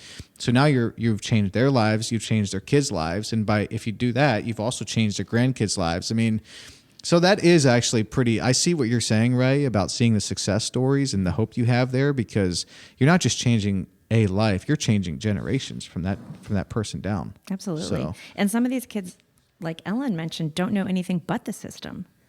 Like they've been in the system for as long as they can remember. To kind of like, how do you get out of that? How do you evolve out of the system? And just having people show you, like, hey, you could get a job and you can earn money, and then you can do X, Y, Z with that. Like, there's somewhere to go from where you don't always have to be in the system. yes. And if I could just, I just want to rattle off some stats just for Please. youth villages alone. But just last year, youth villages nationally served almost 31,000 kids in some form or fashion in some program.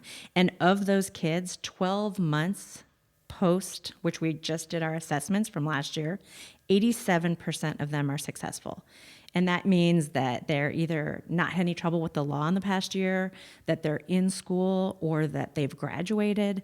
I mean, they're in a home, they're, looking to something for the future. I mean, those are pretty astronomical numbers, as opposed to, the other side of the coin where kids aging out of foster care. I mean, typically 4 years out of the system, they're either unemployed or their annual median of income is like $7,500 a year. So it's like really teaching those life skills. And I think a lot of it's just hope and possibility, and showing these kids that there is another path is says a lot. Those are really impressive stats. 87% basically success rate after 12 months. That's really cool. That number, I feel like the 31,000 number is also meaningful, but that follow-up percentage of success, that's so critical. And a lot of nonprofit agencies, and I've worked in quite a few over the last 30 years, they don't do that. Like, they don't follow their programs to see the success rates. I mean, that speaks volumes, especially for someone like me out fundraising and talking to foundations and grants who want to give us money. Like, we want to show that. And that's not a common thing for nonprofits to actually pay a third party to say, we need you to track our kids and make sure that they are still successful. Like, those are real numbers. Those aren't just like, hey, we're this great agency and we've got like 95% success rate. I mean, those are real numbers that are post-discharge, that we're actually making sure that these kids are doing well and that our program's working. I mean, like I said, like when Pat Lawler started this organization back in 1986, like, residential was it. Like, that was what you did. You took these kids and you stuck them in a residential home, and it's evolved. Like, we found out that wasn't working. Like, we need to go into the home and work with that whole entire family. And then that's when things started to really change. So it's interesting. Yeah, I love that. I love to see it grow and develop and change as data comes back and you see what's working, what's not, and the organization morphs and improves with that new data. That's really, really cool to see. We can wrap this up. Final question be kind of what do each of you want to leave with the listeners? But first, what are your thoughts on spanking? I am curious.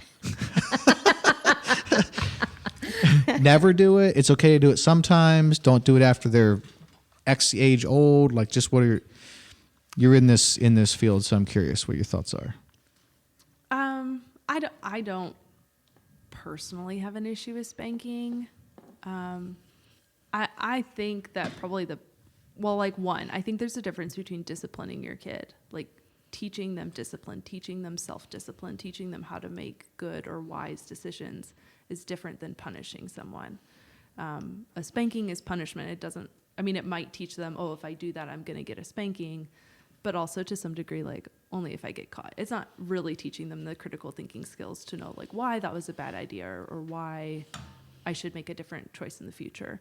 I don't really have an issue with people that spank. Like, I'm never going to tell my friends, like, hey, you shouldn't do that.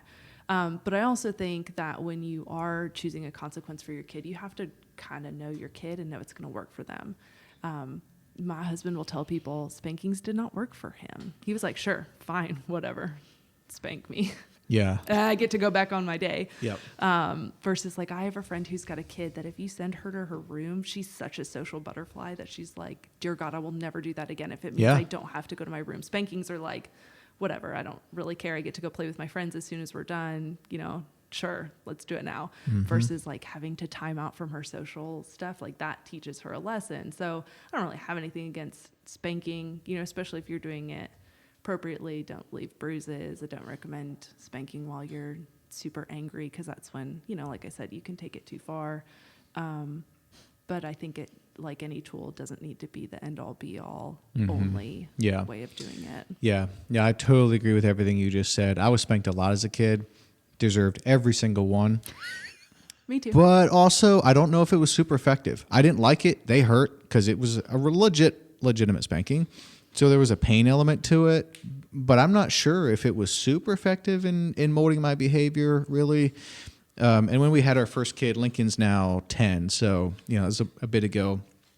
He got a fair amount of spankings in the first, I don't know, when he was young, basically. We were new parents. Shoot, I got spanked a lot.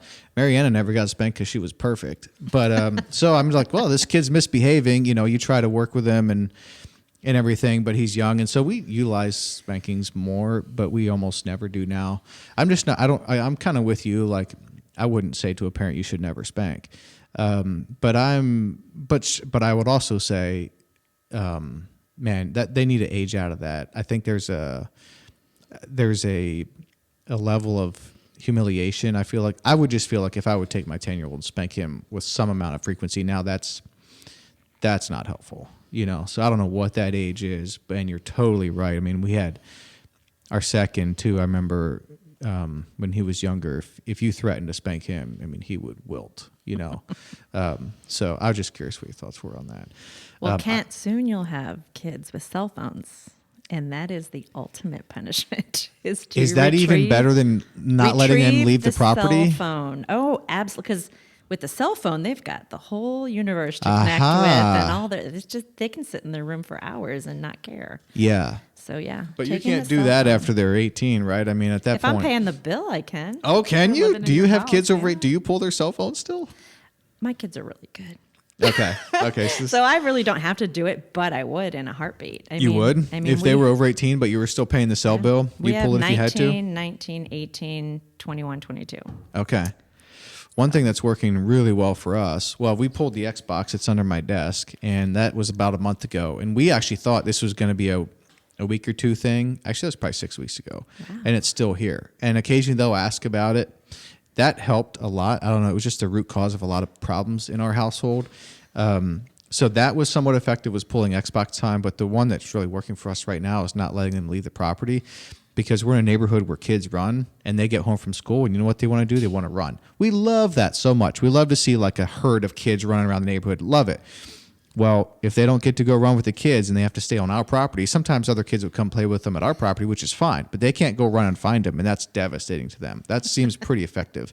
And it's just something about the withdrawal of opportunity and privilege if you don't behave properly, that I feel like that's starting to plant some better seeds than, bend over and about to hit you in the butt, so. Well, and that's real life for adults too. Yeah, like it is. If I don't follow the speed limit, I could lose my license. Yeah. Sure, you can lose that privilege. And you all work off the reward system a lot in the group homes. Like if they are behaving well, then they get to participate in activities. And if they don't, then they can't. Yes. Okay. Yep. Love it. Okay. Final thoughts you guys want to leave with the listeners? Reach out if you want to be interested in anything having to do with foster care. Foster Care Awareness Month is May, and we're really putting some information out there and really trying to recruit some families or individuals who are interested in becoming foster care parents. Youthvillages.org. Correct. They're on social media also. Yep. Youth Villages. People Google that. Twitter, they'll find Instagram. You. Okay. Facebook. Okay. Ellen, what would you want to leave with the listeners? I mean, I'll talk to anybody who calls in and wants to know more. I could talk about foster care all day. But yeah, I like what Ray said earlier, that like if you have any interest in the system at all, the foster care system and helping kids and helping families, find some way to get involved. Like you don't have to adopt 7 kids. You don't even have to be a foster parent, but like mentor or volunteer, or like I'll let anybody come to my house and do the dishes. So, find like people post on my county's Facebook page all the time, like, hey, what foster parents are out there? We've got something we're trying to get set up. So like, it's pretty easy to reach out to, your local agencies and just say, hey, who can I connect with? Who can I help? Who can I donate clothes to? Who can I take a meal to? That when my church asks me what they can do, I'm like, well, yes, dishes, but just like pray for our family, pray for these kids. 'Cause like, they don't want to be here. Yeah. Like, I think I'm awesome, but they don't want to be in my home. They want to be with their families. So, Yeah. Anything we can do to support foster kids, foster families. Yep. That's what we need. Love it. Well, thanks, guys, for your time. I hope this helps in some way with some visibility to foster care as a thing and getting people somewhat interested in that maybe would have not been otherwise. And also, hopefully, it helps with getting a little bit of exposure to youth villages. Because ultimately, I mean, that really changes lives, like one kid at a time, right? I mean, that's so great. So thank you guys very much. Really appreciate it. Appreciate it.